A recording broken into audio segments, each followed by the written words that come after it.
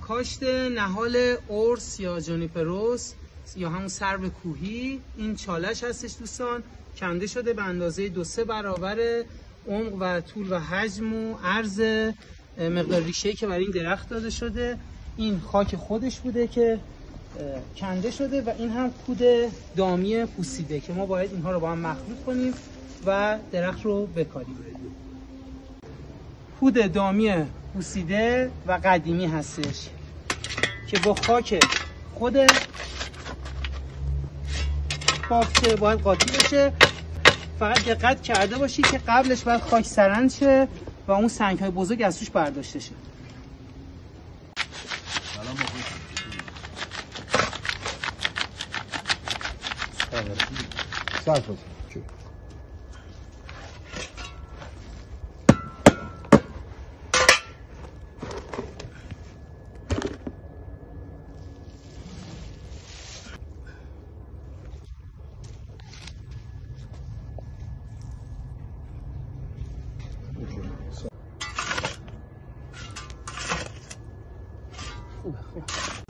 آبیاری نهال ارس یا سرو کوهی جونیپروسی که کاشته شده در باغ دوست عزیزمون، انشالله که سبز بمونه، بماند به یادگار تا هزاران سال.